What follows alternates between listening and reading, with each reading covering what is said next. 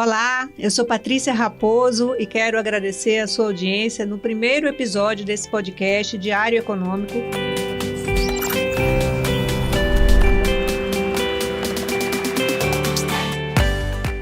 E nesse primeiro episódio nós trazemos como tema o litoral norte de Pernambuco. Um tema que inclusive está ganhando audiência na mídia, porque o litoral norte é uma região que nas últimas décadas, nos últimos anos, ficou esquecido, né? Ficou abandonado. Então, assim, agora as coisas ali começam a mudar.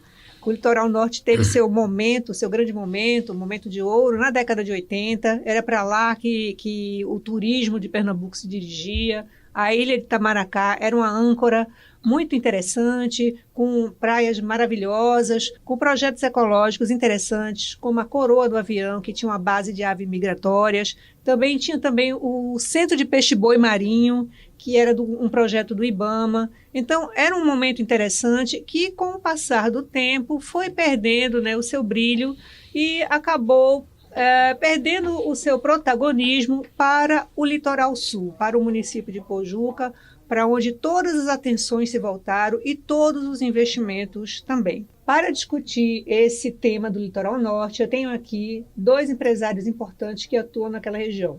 Um é Avelar Loureiro Filho, presidente da ADEME, presidente do Movimento Pro Pernambuco e do Grupo ACLF, que tem feito uma série de investimentos naquela região. Avelar construiu ali o Shopping Paulista Northway, que se tornou a âncora para o município de Paulista, e em torno desse shopping há todo um desenvolvimento acontecendo. E também o Antônio Rodrigues, do site Locais e Sabores. Ele é um empresário da área de comunicação e é o presidente do Trade Turístico do Litoral Norte, que foi formado recentemente justamente para tirar do papel uma série de projetos para desenvolver aquela região. Então, Avelar, seja muito bem-vindo ao nosso podcast. Obrigado, Patrícia. É uma honra estar aqui nesse primeiro programa do Movimento Econômico junto com o Diário de Pernambuco. É uma honra para mim estar participando disso e vamos conversar muito aí sobre o nosso litoral norte, que eu acho que vai ser o patinho bonito de agora em diante. Muito bem. Antônio também, seja muito bem-vindo, obrigada pela sua presença. Patrícia, eu que agradeço o convite, tá? Representando o Locais e Sabores e o Trade Turístico do Litoral Norte, a gente vai falar bastante aqui sobre as belezas daquela região que realmente é encantadora. Muito bem. Então, Antônio, eu queria começar perguntando a você o que é o destino turístico do Litoral Norte. O Litoral Norte é a união dos municípios, né? São hoje principalmente os municípios de Olinda, Paulista, Igaraçu, Itamaracá, Itapissuma e Goiânia. Esses municípios, eles compõem o litoral norte e a gente tem uma das regiões que condensa ali as belezas naturais, talvez uma das maiores belezas naturais do norte e nordeste do país. Então, a gente tem algumas coisas únicas, né, como a Coroa do Avião. A gente tem um rio maravilhoso ali que separa a Igaraçu de Paulista, que é o Rio Timbó. A gente tem uma área de navegação, a quantidade, a concentração de embarcações, que é a maior do litoral norte, do nordeste, na verdade, o número de embarcações. Então, o litoral norte, ele envolve recordações afetivas, né, memórias. Todo mundo que está na faixa assim, dos 40, 50 anos lembra dos carnavais que se tinha em Itamaracá, né, com a saudosa banda Pinguim, né, com o Almi Roxo. Todo mundo tem recordações, todo mundo tem uma história em Maria Farinha. Enfim, o litoral norte é memória, né? Mas também é futuro. Litoral Norte, que foi cantado por muitos artistas, a gente vai falar sobre isso, né? Palco histórico, né? A gente tem que lembrar ali as mulheres de Jucupapo que venceram a batalha Goiânia, contra os holandeses. Exato. Lá em Goiânia, jogando água quente neles, né, Avelar?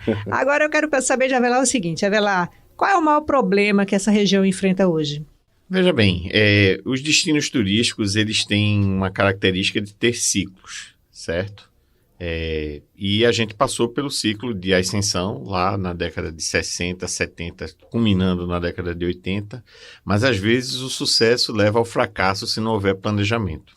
Se a gente fala isso muito, porque não é só aqui, em todos os lugares do mundo não se cuidou, não se planejou o equilíbrio do destino, a gente teve problemas. Eu dou um exemplo aqui que está acontecendo hoje no Litoral Sul. Muita gente investindo, hoje está no ápice, muita gente investindo em hotelaria, mas pouca gente se preocupando com entretenimento. Então, um destino ele é baseado em 3 pilares. A hotelaria, que é a hospitalidade, as âncoras, sejam naturais, sejam artificiais. Por exemplo, Orlando é toda artificial.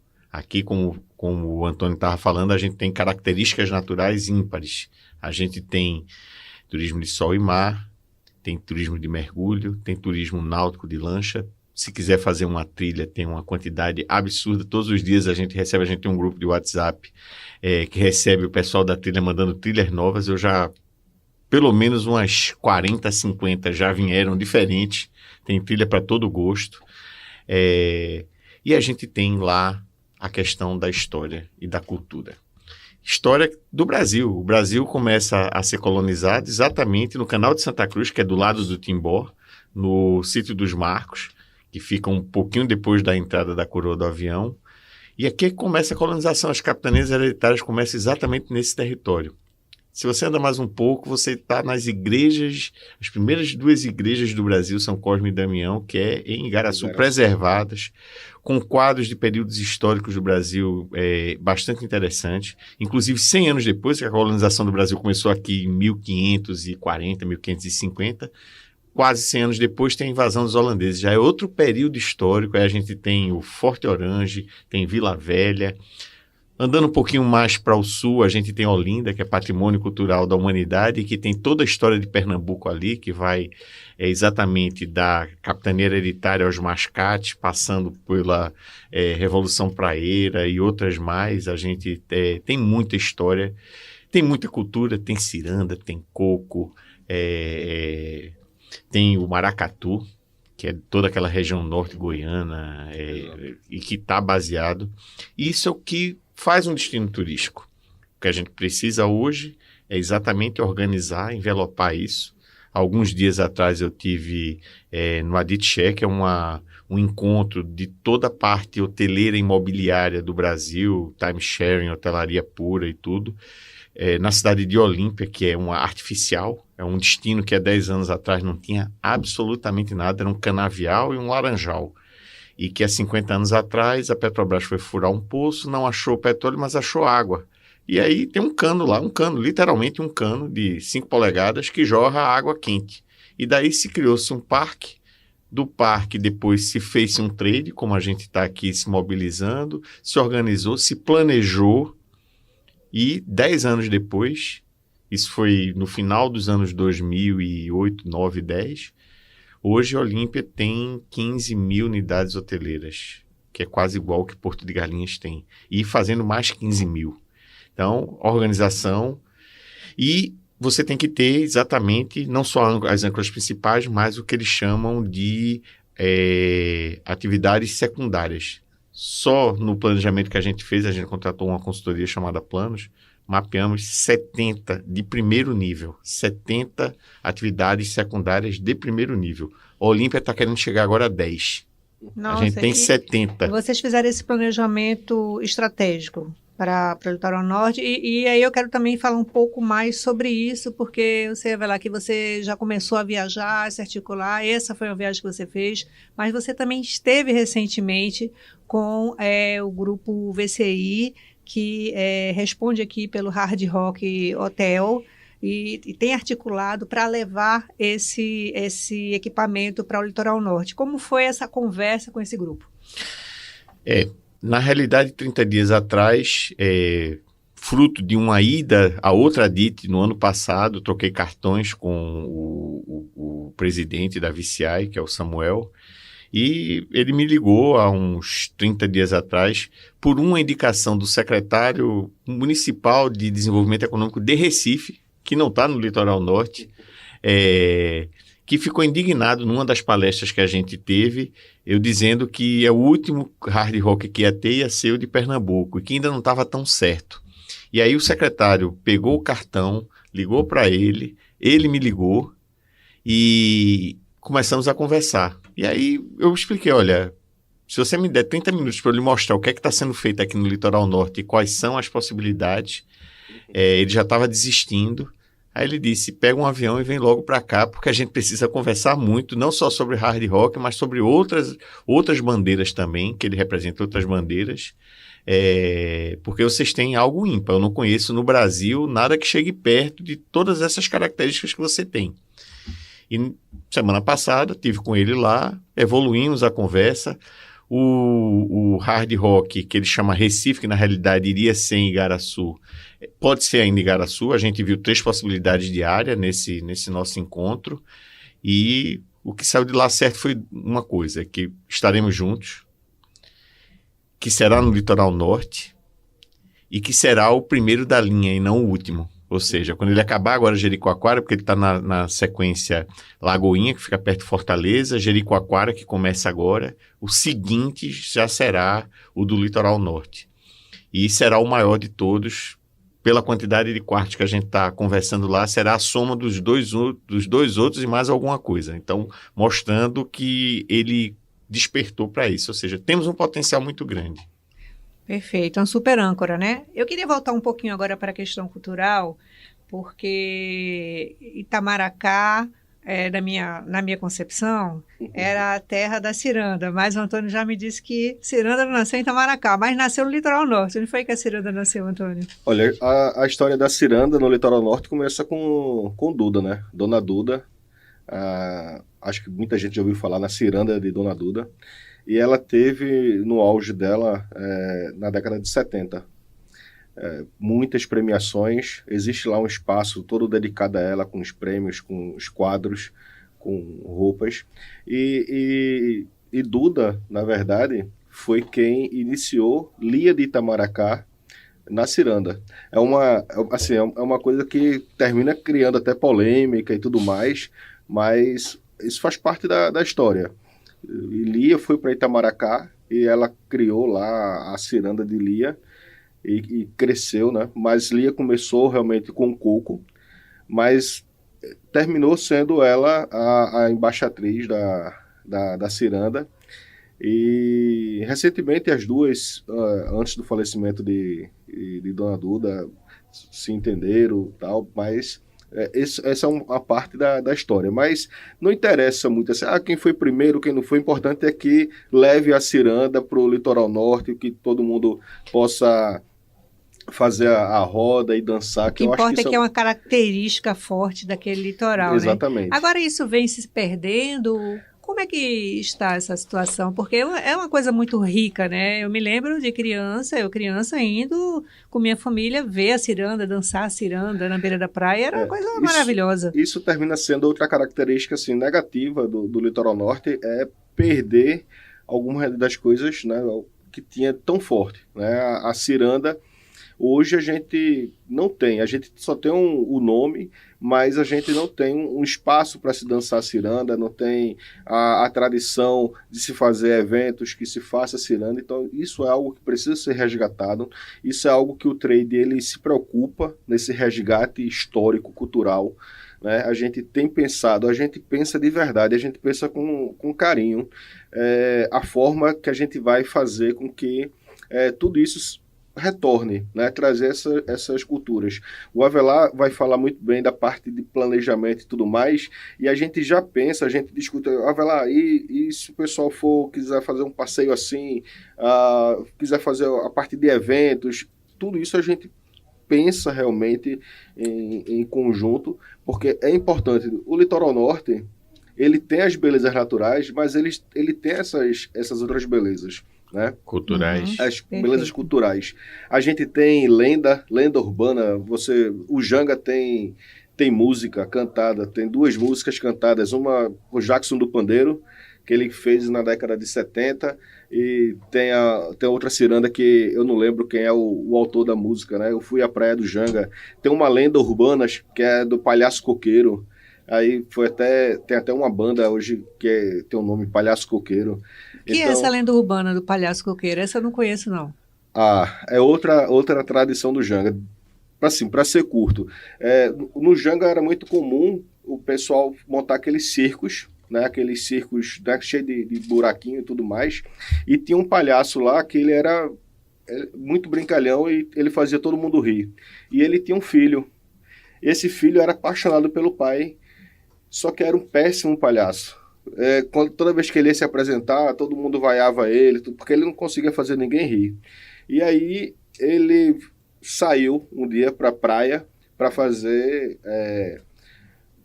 para se lamentar, né? E aí a lua estava minguante, naquela posição que está rindo, né? Uhum. E aí ele começa a contar as histórias para a lua, e ele olhava para ela e ela estava rindo. Então, aí ele se apaixonava pela lua. E ele adorava quando a lua estava nessa fase. Aí o que ele fazia? Ele subia nos pés de coqueiro para ficar mais perto da lua. Só que quando a lua não estava nova, né, ela sumia, ele descia para contar piadas para os casais que passavam. E aí ele contava a piada e ninguém ria. E aí ele dizia, a lenda, que olha, os namorados tenham cuidado porque o palhaço coqueiro está ali, e porque ele atacava os casais. Então já era alguma coisa assim. Já virou aí. Já virou o terror do Janga. Exatamente. É a lenda urbana. Muito bem. Avelar, na sua opinião, o que gerou o desinteresse pelo Litoral Norte? Você falou aí que essa desorganização contribuiu, mas você acredita que a beleza da praia, de Porto de Galinhas, começou a levar essa audiência para lá, esses investimentos para lá? O que de fato aconteceu com o Litoral Norte, com tantas praias bonitas, com tanta cultura, com tanto patrimônio histórico, para se desfazer esse interesse, né? Em 20 anos? 20 anos, 30 anos, a gente perdeu essa... Foi rápido, o declínio foi rápido. Eu considero isso parecido com um acidente. Acidente não tem uma causa só, é uma soma de fatores que levam a acontecer um acidente. Primeiro foi a própria superlotação do espaço, principalmente Itamaracá e parte de Marifarinha, questão de acesso. A infraestrutura urbana não estava preparada para aquele contingente, principalmente segunda residência. Depois vieram os presídios, que aumentou a insegurança. E aí começou a concorrência, o Litoral Sul começou a ter hotelaria, algo que não foi assim tão desenvolvido. A segunda residência era muito forte, mas a hotelaria não era tão forte. Tinha alguns hotéis, um hotel em Itamaracá, ali na parte central, depois veio aquele Orange, já num tempo mais avançado. O Amoaras passou a existir no Pontal de Maria Farinha e teve o Gavoa. O Gavoa, por uma questão pessoal familiar, entrou em decadência, fechou. Era o melhor resort do Brasil, não existia aquele conceito no Brasil que o Gavoa trouxe. Ele foi inovador, ele foi pioneiro. E numa região de uma beleza única, talvez. A Gavoa em si é vamos dizer assim, um acidente natural que é ímpar. E na entrada do Canal de Santa Cruz, de frente para a coroa do avião. Então, tá lá, dormindo, vai voltar, espero, em breve, a gente está trabalhando para isso. Esse foi um dos fatores. E aí veio o Litoral Sul com o seu trade organizado, reivindicando da forma correta o que precisava, infraestrutura, acesso, se organizando. Teve um grande embaixador, divulgador, que foi Luciano do Vale, que levou o nome de Porto de Galinhas. E aí aqui, me desculpe o bairrismo, mas as praias do Litoral Norte são muito mais bonitas do que as do Litoral Sul, porque há acidentes geográficos muito mais salientes do que praias monótonas. No Litoral Sul você tem 3 trechinhos de praia que dá para tomar banho de mar, que tem efetivamente ali os corais, os arrecifes, e o resto são praias monótonas que não dá nem para tomar banho.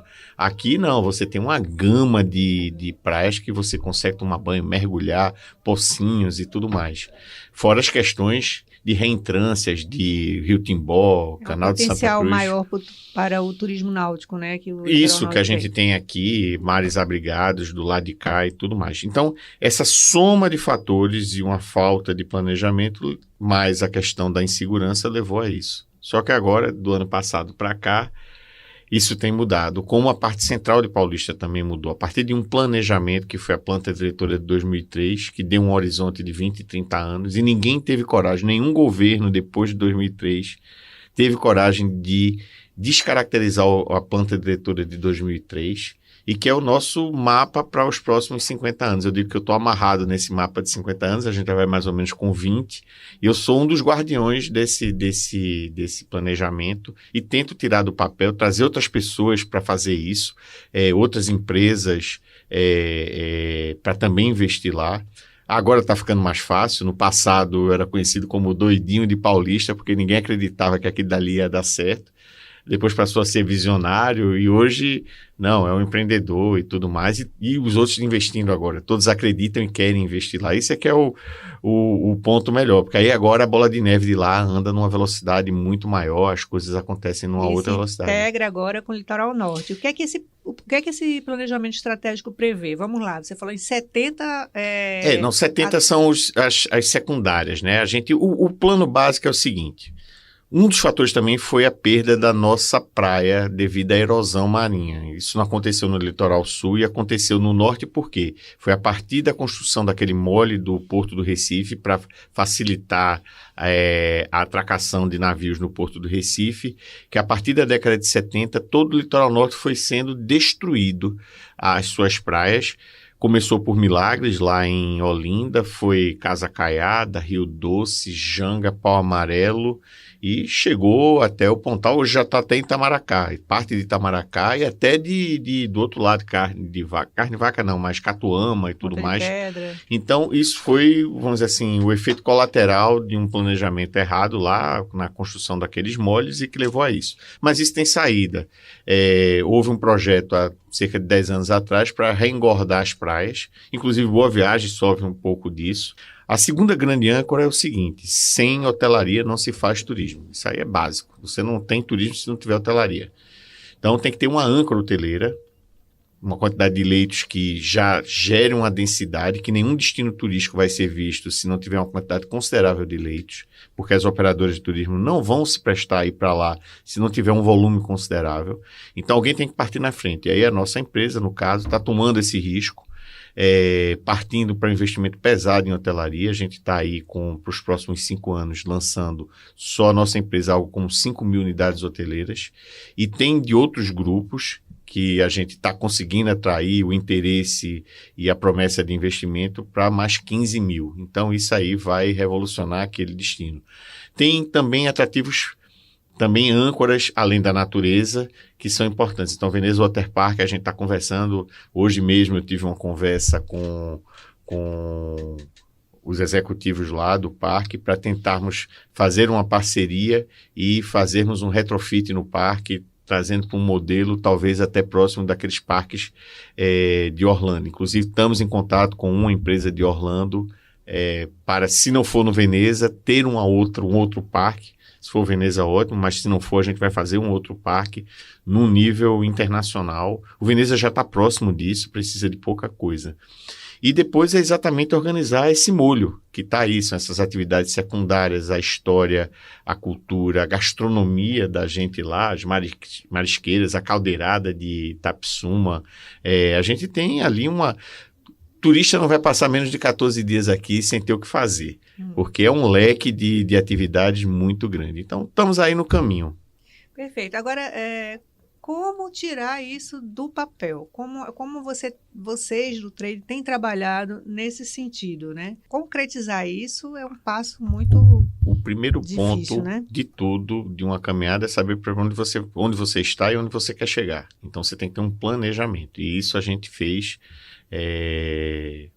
O primeiro passo foi a mobilização. Antônio foi muito importante nessa mobilização de criação do trade. As pessoas que entendem, que conhecem, que vivem lá, como ele contou agora aí, a lenda urbana do Janga e outros, se você puxar, ele conhece ali onde estão os corais da praia que a erosão levou e que hoje tem pedras artificiais lá para proteger a praia. Eles sabem onde é que está tudo lá. A gente tem que resgatar isso tudo. Mas a gente precisa também, a partir daí, criar um planejamento e alguém tem que começar assumindo algum risco. Foi assim no centro de Paulista. O shopping Alguém teve que correr o risco para mostrar para os outros, olha, é viável, vamos por aqui. Já existe um planejamento, no caso lá era o plano diretor, e agora a gente fez esse planejamento estratégico. O caminho está dado. Se a gente fizer todas as ações que estão lá, aí tem treinamento de pessoal, Sebrae, já estamos avançados com o Sebrae. Aquele edifício abandonado lá de Maria Farinha, estamos perto de desentravar a finalização daquele antigo hotel Merlin Royal Flat. Fala do aeroporto também, Avelar. Temos um aeroporto que já tem 1.300 metros de pista. Onde fica esse aeroporto? Fica em Nova Cruz, em Garaçu. Fica a 6 quilômetros da praia. Já tem 1.300 metros de pista. O Aeroclube era o aeroporto? Não, é o aeródromo Coroa do Avião. É um investimento particular. Foi feito para jatos, voos executivos, para oficina, hangar e tudo mais. Mas ele não opera. Ele opera, mas não com voos comerciais. Ele trabalha na aviação que se chama privada. Então, com mais 300 metros, ele já tem uma largura razoável, a qualidade da pista, a subbase da pista, já está tudo pronto, é um equipamento de primeiro mundo e precisa de mais 300 metros para que Boeings com passageiros vindos de Rio, São Paulo, Minas, Fortaleza, Salvador, desçam a 6 quilômetros do destino final com passageiro e com homologação da ANAC para que o voo possa ser feito para lá, com seguro, com tudo. Isso é uma revolução ali para aquela região. Estamos aí também em processo de negociação, vamos ter uma reunião na segunda-feira agora com o governador, o presidente da Assembleia, para, vamos dizer, sensibilizar sobre esse investimento, que aí no caso precisa-se de uma pequena desapropriação e um rebaixamento da PE 14 para que a pista passe por cima. E aí a gente completa o nosso destino. Então, são várias coisas. E aí, nessa questão que você falou, eu estou fazendo essa indução, é minha atividade, a incorporação, a atividade produtiva na área de construção civil, que tem a ver com residência, tem a ver com comércio, shopping center, tem a ver também com hotelaria, e vamos investir pesado agora. Tem outra âncora aí também que eu não falei, aí que vai ser a Votorantim, a área da Votorantim da Poti, vai ser um bairro planejado e vai ser a transição entre o setor urbano de Paulista, Conceição mais precisamente, porque a gente vem em Janga, Pau Amarelo, Nossa Senhora do Ó, Conceição e depois vem a área da Poti para vir em Maria Farinha. Então vai ser uma área de transição, um bairro moderno de primeiro mundo, no nível Barueri para cima, Alphaville de Barueri, um bairro aberto, não é fechado, mas com condomínio do bairro. Mas segunda residência? Primeira residência, no primeiro momento, primeira residência de primeiro nível, mais um pedacinho de segunda residência para fazer a transição e a hotelaria. Então a gente tem a residência, a parte comercial que vai servir para o turístico e para o morador e da segunda residência. Já um primeiro hotel com 600 leitos. Então, a gente já sai de quase nada para 600 leitos. 600 unidades hoteleiras são 1.200 leitos. Tem mais umas 240. Tem 240 no Merlin. Então, o Merlin vai servir como hotel-escola, parte deles como hotel-escola, para a gente treinar. Se vou ter 20 mil unidades hoteleiras em 10, 15 anos, eu tenho que treinar esse povo. Então, o Senac vai ter uma escola. Estamos conversando com o Bernardo Peixoto para que ele vá. Ele não vai precisar fazer o investimento na hotelaria, na parte física, como ele fez lá em Siraém. Que a gente precisa do know-how dele, das equipes dele, para treinar o pessoal lá. Com o Sebrae para treinar os empreendedores, do vendedor de amendoim ao pousadeiro, passando pelo burgueiro, por todo mundo, todo esse ecossistema tem que funcionar. O turista está comprando isso, está comprando o destino, a cultura e o modo de viver local. Ninguém vai tirar a barraca de praia, o que vai organizar a barraca de praia, porque barraca de praia faz parte da nossa cultura, só que tem que ser organizado. Também, aí já conversamos. E a parte de financiamento, o Banco do Nordeste criou o Prodeté. Hoje de manhã a gente estava numa reunião, exatamente, que não é de agora, eles estavam participando, porque estão em todas as reuniões da gente, um território estratégico para desenvolvimento do turismo. O Banco do Nordeste elegeu o Litoral Norte como sendo estratégico para o banco e vai desenvolver todas as atividades com juros diferenciados, com assistência também aos empreendedores, para que do micro ao grande, tem para todo mundo lá, do crédito de R$2.000 a de milhões de reais, dezenas de milhões de reais, todo mundo vai ser atendido pelo Banco do Nordeste. Então, toda essa cadeia. Está bem suportado o projeto e tem suporte, tem bases, né, consistente. Agora você, Antônio, que é morador, né, que é um nativo, você percebe já que a população entende o que vem pela frente? Olha, não entende, mas já participa de conversa de bar. Então, eu já estive em restaurante e escutando do lado algumas pessoas conversando e assim, tá sabendo que ali na Poti vai ter uma construção assim, aí fala o nome de construtora. Então, as pessoas já estão começando a perceber que está tendo uma movimentação e eles, tá na hora de investir e tudo mais, tal. Então, as pessoas estão vendo a oportunidade logo ali na frente, né? Uma coisa que eu queria acrescentar é que hoje Paulista, né, tem cerca de 400 mil habitantes, aproximadamente. Esse investimento que a Avelar estava falando está estimado em torno de 10 bilhões, né, dentro dos cálculos, mas isso ainda deve aumentar. O projeto todo. O que a gente já tem mapeado hoje de investimentos privados já é algo em torno, nos próximos 10 anos, de 10 bilhões de reais. Tem ideia da geração de empregos? É isso que a gente ia falar. Você está com o número na cabeça? Então, veja, de 75 a 85 mil empregos diretos, certo? Diretos. Diretos. Né? É muita coisa. Se você hein? somar Fiat, refinaria, estaleiro, tudo não dá isso.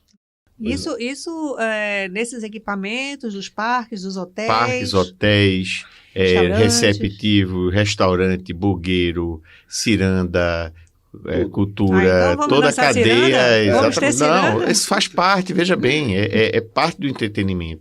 É isso que a gente vai vender.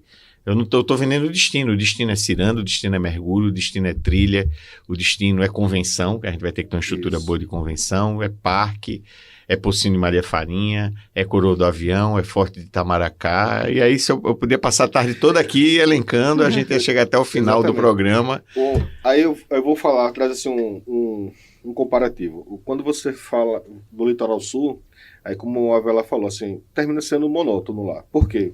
Tem algumas belezas, realmente bonito, a água é muito boa, a água quente, mas o pessoal lá tem que vir para Olinda, obrigatoriamente passar um dia em Olinda. Porque como é que você vai fazer uma viagem, vem de fora, de outro estado, passa uma semana no Litoral Sul e não conhece Vem para Olinda. Pernambuco e não conhece Olinda, não pode. Aí é um problema para Olinda, porque Olinda tem belezas para você passar 2, 3 dias andando em Olinda. Conhecer restaurantes renomados. Olinda não consegue reter o turista, né? Por mais tempo. Exatamente. Então a gente precisa... Aí o turista ele já vindo para o Litoral Norte, né, ele vai conseguir poder aproveitar, passar um dia em Igaraçu, conhecer Pinacoteca, conhecer as igrejas, essas que... Quadros de Ecaute lá, mostrando todo o período colonial brasileiro. Aí você tem Itamaracá, veja só, aí você tem Itamaracá. Itamaracá é impossível você fazer um passeio de um dia só, porque tem tanta coisa. Um dia você vai conhecer a parte ali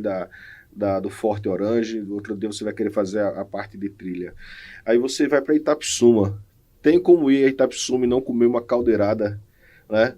Você conhecer, não sei se você conheceu, a gente falou da ciranda, do coco, mas esqueceu de falar do piaxaxá.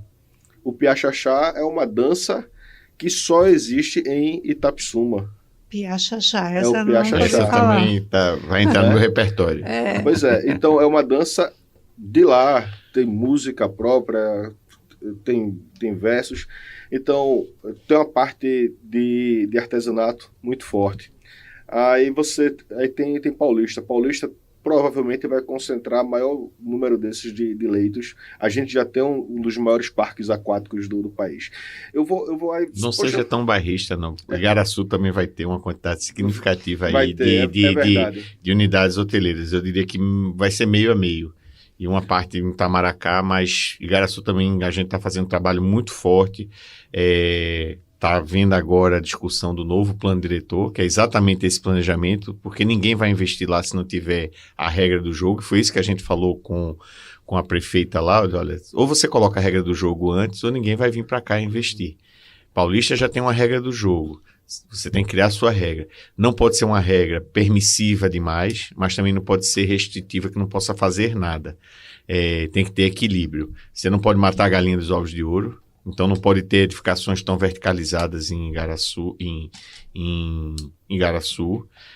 Aquela ambiência de coqueiral e tudo mais é o charme com a topografia, que é bastante acidentada da região, mas temos que ter a regra do jogo. E essa regra do jogo é justamente o que vai fazer com que não se perca o controle desse crescimento, né? Para não acontecer o que a gente já vê acontecendo no litoral sul. Exatamente. E ali a gente já está vendo que está se perdendo o controle, né? E o seguinte, um zoneamento não é só dizer que pode fazer ou não pode fazer, é o que pode fazer e quanto pode fazer.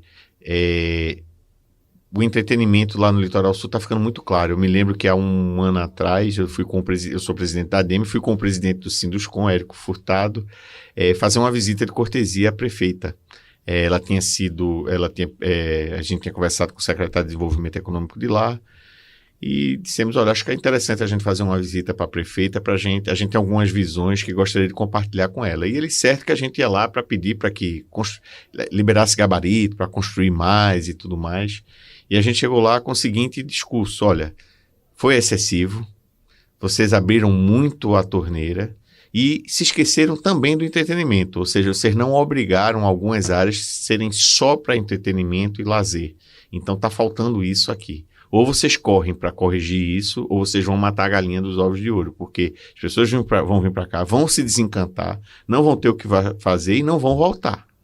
Então, ou vocês passam a ter esse equilíbrio, ou vocês não vão ter um destino turístico de médio prazo, porque outros vão concorrer com vocês e vão, como aconteceu com Itamaracá no passado. Uhum. Vocês sucederam Itamaracá, mas e Maria Farinha podem ser atropelados por carneiros. Com certeza, ou já vem crescendo litoral muito. Norte. Ou pelo próprio litoral norte, né? Exatamente. Pois é. Meus queridos convidados, nós estamos chegando ao fim do nosso podcast. Eu quero agradecer a presença de vocês, mas antes eu queria que cada um respondesse a seguinte pergunta. Depois de tudo que vocês falaram aqui, certamente quem nos ouve começou a olhar para o litoral norte. O que é que vocês diriam, né? Começando pelo Antônio, o que é que você diria para quem começa a perceber, né, o tesouro que há ali? Primeiro, eu aconselho a não vir de vez, né? Estuda, procurar as informações, veja quais são as oportunidades, porque o litoral norte ele tem muito a oferecer e tem muita coisa para crescer, né? E as pessoas vão poder crescer com o litoral norte. Entretanto, a gente está precisando de organização. Isso que a gente está colocando, tem a questão do setor público que já enxergou que não pode ficar muito tempo longe da gente, não pode estar muito afastado.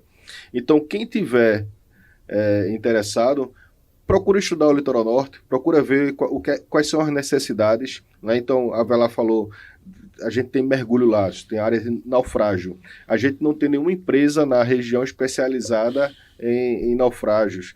A parte de fotografias, a gente não tem empresas lá especializadas nesse tipo de foto, de mergulho. Tem alguns setores que vão crescer. Eu tenho certeza que a parte de pousada vai crescer demais, né? E todo mundo que oferecer um trabalho diferenciado, com certeza vai ter um espaço, um destaque, né, naquela região. Perfeito, Avelar. Depois do resumo aí de Antônio, eu só podia dizer uma frase aqui: foguete não tem ré.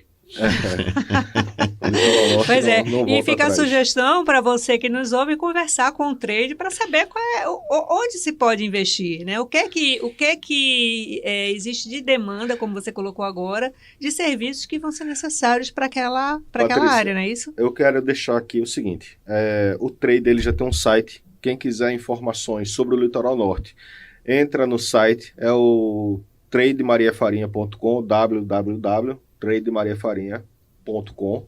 Tem o Instagram também, Trade Maria Farinha, e Facebook. Então, a gente tem todas as redes sociais. O site, ele é, na verdade, um portal onde você pode saber mais sobre Itamaracá, a ilha de Itamaracá, sobre Igaraçu, conhecer a história. Aí, lá tem alguns parceiros algumas indicações, né? Alguns parceiros que são do trade estão lá, então você clica lá, você vai ter informações sobre hotelaria, sobre bar, restaurante.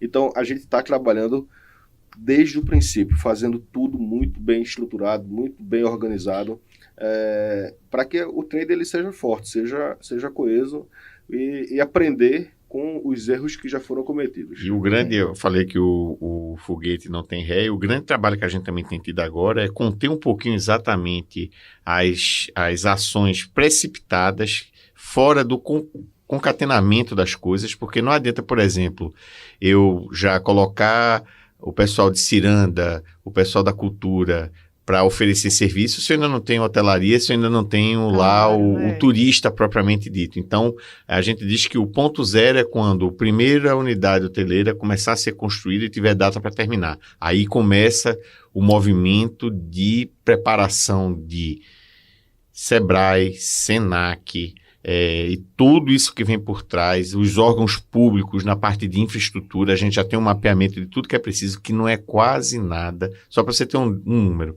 10 bilhões de investimento privado, o que a gente precisa, tirando a parte da engorda que é um pouco mais cara, que aí é uma coisa que não é só para o turismo, ela é também para a qualidade de vida de todas as 400 mil habitantes de Paulista, mais não sei quantos de Olinda, mais 450 mil de Olinda, mais alguns de Itamaracá. Quase 1 milhão de pessoas a gente está falando aí. Então, isso aí é horizontal, não é só para o turismo. 10 bilhões de privado.